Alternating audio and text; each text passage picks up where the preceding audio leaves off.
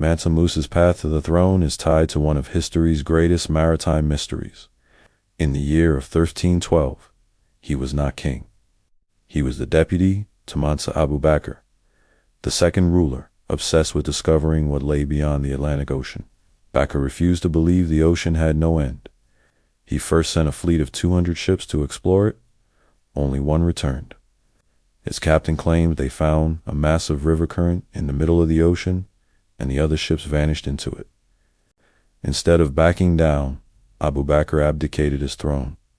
He built a new fleet of 2,000 ships, stocked them with gold, water, and dried meat, and sailed out into the Atlantic himself. He left his trusted deputy, Musa, in charge. Abu Bakr and his fleet were never seen again. By Mali law, when the king failed to return, the deputy officially became the emperor, and by 1312, the throne belonged to Mansa Musa. In 1375, European cartographers published one of the most important maps of the Middle Ages. In the heart of West Africa, they drew a man. He sits on a golden throne, wearing a golden crown, holding a golden scepter and a massive golden nugget. The inscription beside him read, "So abundant is the gold found in his country that he is the richest and most noble king in all the land." This wasn't a myth. This was Mansa Musa. When Musa Qaida came to power in 1312 CE, he inherited an empire that was already thriving. Taking the title Mansa, meaning King of Kings, or Emperor, he took control of a territory that spanned over 2,000 miles, encompassing modern-day Mali, Senegal, the Gambia, Guinea, Niger, Chad, Mauritania, and Burkina Faso.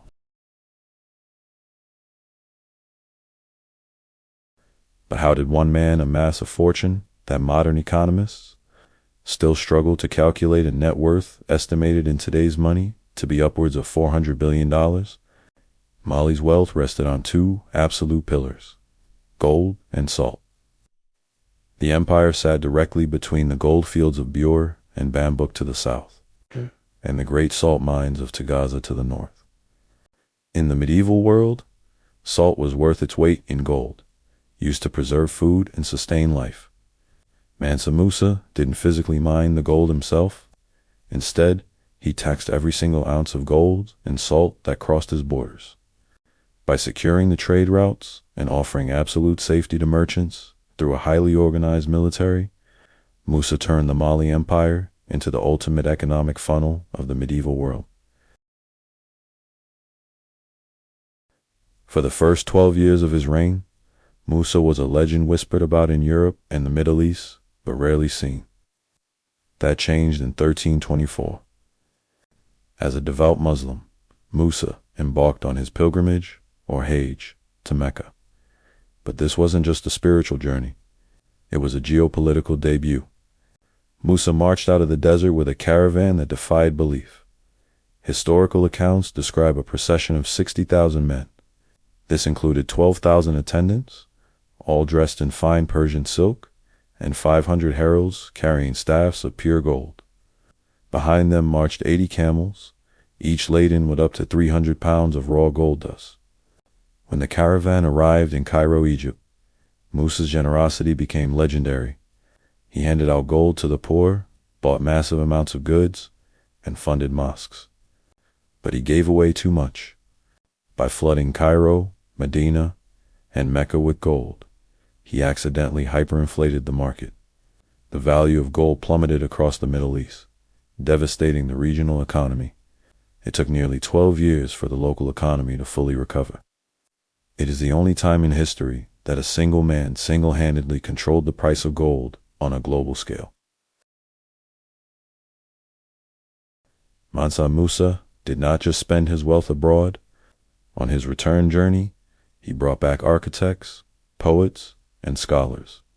Among them was Abu Ishaq al-Sahili, an architect from Granada, Spain.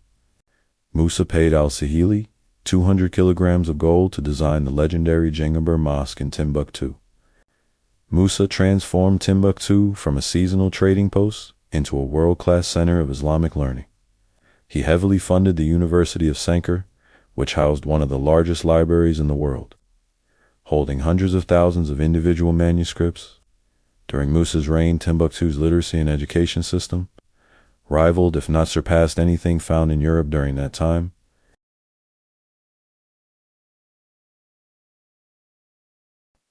Mansa Musa passed away around 1337, leaving behind a stable, highly educated, and staggeringly wealthy empire to his sons, while the Mali Empire would eventually decline centuries later.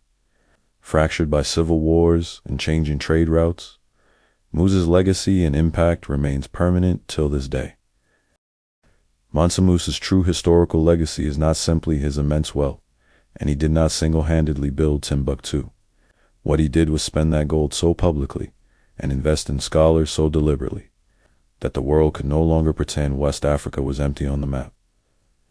He gave away enough gold to depress a currency. He was praised by Ibn Khaldun as an upright man and a great king, and tales of his justice are still told and critiqued by his own griots for excess. Both memories are true. The historical significance is not that he was the richest person ever.